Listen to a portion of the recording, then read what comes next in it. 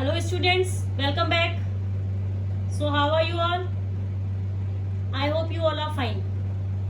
Beta, one thing is to be clear to all of you that CBSE has revised the syllabus for you. So there are so many chapters were deleted from your textbook. I will send you later the whole revised syllabus. Clear?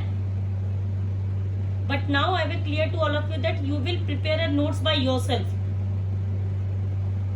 by watching videos or seeing in the textbook also. If you will face any problem or any query during making the notes, so please feel free to contact me. I am there for you at any time, because it's not difficult. It's not a major task to make the notes. Clear, students? Basically I have already all the topics which have to be cleared at board also. So you see all points which are written at board and you will prepare the notes by yourself. Clear? So move on to the topic. Okay. So now we have already studied so many movements. So हमने last class में we had already discussed कि जो आपका non cooperation movement था, that was called off by Gandhi ji. Because February 1922 में क्या हुआ था? चोरी चोरा इंसिडेंट हुआ था, right? अब चोरी चोरा इंसिडेंट में जो लोग थे, they get set fires to a police station in the Chori Chora in Gorakhpur, and in this attack 22 policemen and 3 civilians were dead. So it was basically जो ये movement था taken a violent turn. और आपको पता ही है कि गांधी जी थे हिंसा के बिल्कुल खिलाफ. He wanted non-violent. उन्होंने कर दिया नॉन कॉपरेशन मूवमेंट को कॉल ऑफ. लेकिन अब क्या चल रहा था? अब हम चल रहे थे, we were moving towards the civil disobedience movement. तो गांधी जी को लग रहा था कि before starting with another movement, सत्याग्रहीज को प्रॉपर्ली ट्रेनिंग मिलनी चाहिए. उनको समझना चाहिए कि हमें वायलेंस के साथ हमें कुछ भी नहीं करना. And we have to make them ready for a mass agitation. इस बार गांधी जी का प्लान था कि और बड़ा कुछ मूवमेंट लेकर आएंगे विद अ वाइडर कवरेज. तो अब क्या हुआ? अब यहाँ पर कुछ लीडर्स ऐसे ही थे, कांग्रेस के अंदर के एक्चुअली कुछ लीडर्स ऐसे थे जो चाहते थे कि वो वापस चले जाएं पॉलिटिक्स में. They basically wanted to take a part in the provisional elections जो होने वाले थे.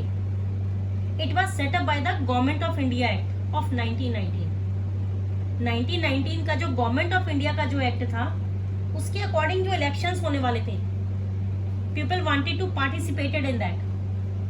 क्योंकि उनको लग रहा था कि अगर उनको गवर्नमेंट को अपोज करना है तो they should be within the council to oppose the policies of British government, and they also wanted to argue for reforms. जो भी रिफॉर्म्स ब्रिटिश गवर्नमेंट लेकर आ रहे थे, they wanted to argue about that. तो उसके लिए उन्हें लगा कि बेस्ट तरीका है कि भाई खुद भी पावर में आ जाओ and we should enter the council. तो सीआर दास एंड मोतीलाल नेहरू ने अपनी स्वराज पार्टी बना भी ली थी within the Congress for the council election. लेकिन जो दूसरे लीडर्स थे, हमारे जो यंगर लीडर्स थे, जैसे कि आपके जवाहरलाल नेहरू हो गए, सुभाष चंद्र बोस हो गए, दे वांटेड कि और ज्यादा मास एजिटेशन होना चाहिए और बड़े लेवल पर होना चाहिए. They were the radical people basically, right? They were the opinion कि और बड़े लेवल पर मूवमेंट करनी चाहिए और we should urge for full independence. Clear? लेकिन ये जो टाइम पीरियड था, इसके अंदर कांग्रेस के विदिन ही बहुत सारी प्रॉब्लम्स चल रही थी, डिबेट्स चल रही थी, एक दूसरे के साथ लोग एग्री नहीं कर रहे थे. Disagreement which were going among the people itself actually. So there were factors which shaping the Indian politics. तो majorly इसके 2 factors थे. कितने factors थे students? 2 factors which were actually shaping the Indian politics. एक था जो आपका सबसे पहला factor था the Great Depression 1930, and the second one was Simon Commission 1928. Simon Commission you have already studied in the previous class. हमने पहले भी पढ़ा ये चीज, राइट? बट पढ़ेंगे अभी भी हम. Okay, so move on to the first factor, that is great depression. तो इसमें हुआ क्या था? This was the very first effect जो वर्ल्ड वाइड इकोनॉमिक डिप्रेशन की वजह से आया था। इसमें एग्रीकल्चर के जो क्रॉप्स के प्राइसेस थे that had begun to fall, वो फॉल कर रहे थे, वो गिरे जा रहे थे फ्रॉम 1926 एंड फाइनली 1930 तक तो एकदम कोलैप्स हो गए। तो अब जो प्राइसेस गिर रहे थे तो डिमांड भी गिर रही थी।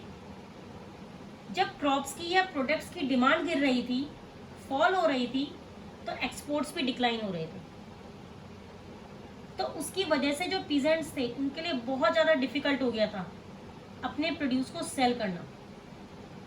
तो जब उनके प्रोड्यूस सेल नहीं हो रहे थे तो वो पैसे कहाँ से लाते, और जब उनके पास पैसे नहीं होंगे तो वो रेवेन्यू कहाँ से पे करेंगे, तो वो रेवेन्यू कहाँ से पे करते।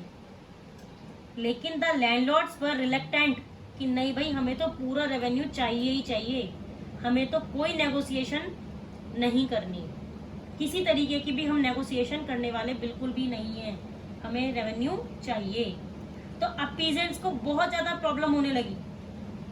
तो 1930 तक आते आते पूरा का पूरा कंट्री साइड में एकदम तहलका मचा हुआ था। It was in the state of turmoil because harvest तो उनके पास बहुत ज़्यादा थी, they were surplus crops actually, लेकिन डिमांड नहीं होने की वजह से they did not have enough money to pay the revenues.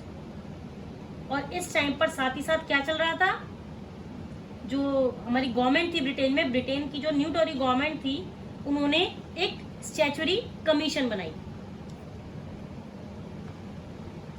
Just a wait students, that is the new commission which were led by the Sir John Simon.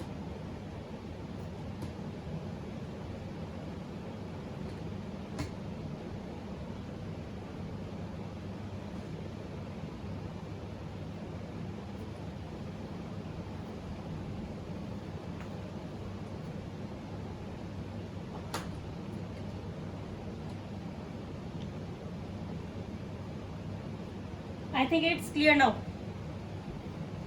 Yes.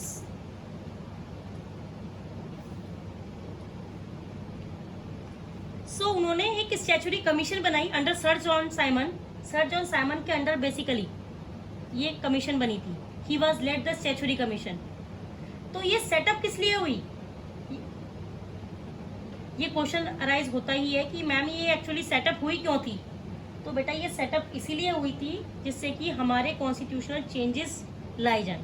Constitutional changes लाने की वजह से basically वो लोग चाहते थे, क्योंकि nationalist movement चल रहा था इंडिया में, तो वो चाहते थे कि जो कमीशन है वो पूरे के पूरे कॉन्स्टिट्यूशनल चेंजेस, पूरे के पूरे कॉन्स्टिट्यूशनल सिस्टम को बेसिकली क्या करे, वो सुपरवाइज करे, उसको देखे, क्लियर, सुपरवाइज करे पूरे के पूरे कॉन्स्टिट्यूशनल सिस्टम को, और साथ ही साथ चेंजेस भी सजेस्ट करे जो नेसेसरी चेंजेस आने चाहिए थे। लेकिन अब इसमें प्रॉब्लम क्या थी, इसमें प्रॉब्लम थी कि जो पूरी की पूरी कमीशन थी उसमें एक भी इंडियन मेंबर था ही नहीं। All of them were Britishers, all of them were Britishers. तो अब जब साइमन कमीशन पूरी की पूरी इंडिया आई तो तब लोगों ने ग्रीट करा, लोगों ने वहां पे स्लोगन के थ्रू ग्रीट करा कि गो बैक साइमन, क्योंकि कोई नहीं चाहता था कि साइमन कमीशन इंडिया आए। दे वर वेरी वेरी इंप्यूरेटेड कि भाई एक भी इंडियन मेंबर नहीं है इसके अंदर। तो इसमें सारी की सारी पार्टीज ने पार्टिसिपेट करा, कांग्रेस ने, मुस्लिम लीग ने, सबने पार्टिसिपेट करा। Congress also participated in this, Muslim league also participated in this, clear. Basically ये जो साइमन कमीशन था उनको तो अपने आप को एक एक्सेप्ट करवाना ही था इंडिया में, to win over the people. तो जो वाइसरॉय था कमीशन का उसका नाम था लॉर्ड इरविन। तो वाइसरॉय ने अनाउंस किया कि इंडिया में अक्टूबर 1929 से हम दे देंगे एक डोमिनियन स्टेटस, डोमिनियन स्टेटस दे देंगे हम। ये अनाउंस किसने किया था, वाइसरॉय के जो हमारा जो लीड कर रहे थे लॉर्ड इरविन, इन्होंने अनाउंस किया था कि हम डोमिनियन स्टेटस दे देंगे। इट मींस बेसिकली इंडिया की बात को भी ऊपर रखा जाएगा और हम एक राउंड टेबल कॉन्फ्रेंस करेंगे। उसके अंदर हम कॉन्स्टिट्यूशन के अंदर जो भी चेंजेस आने होंगे या जो फ्यूचर चेंजेस आने होंगे उसके बारे में हम लोग डिस्कशन कर लेंगे। लेकिन अब क्या था, कांग्रेस के लीडर्स ने बिल्कुल हाथ जोड़ लिए कि नहीं भाई, दे बॉयकॉटेड, दे सेड क्लियर कि हम नहीं अटेंड करेंगे राउंड टेबल कॉन्फ्रेंस को। क्लियर?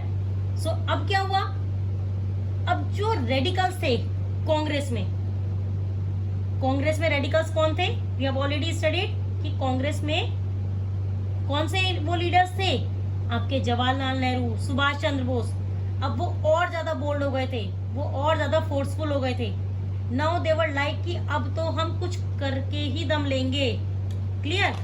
तो अब बेसिकली दिसंबर 1922 में क्या हुआ, दिसंबर 1922 में एक लाहौर सेशन हुआ। 22 में नहीं, सॉरी स्टूडेंट, 1929 में। क्लियर?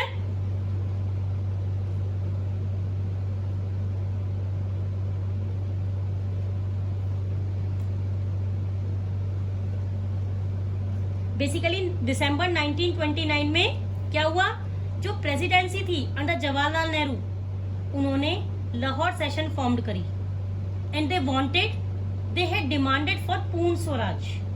पूर्ण स्वराज का क्या मतलब है? पूर्ण Swaraj means complete independence. Purna Swaraj मतलब, yes tell me, complete independence, right? They wanted कि कंप्लीट इंडिपेंडेंस होनी चाहिए और उन्होंने डिक्लेयर करा कि 26 जनवरी 1930 को हम अपना इंडिपेंडेंस डे सेलिब्रेट करेंगे और हम प्लेज लेंगे, हम शपथ लेंगे कि हम सारे मिलकर, हम यूनाइट होकर स्ट्रगल करेंगे फॉर कंप्लीट इंडिपेंडेंस।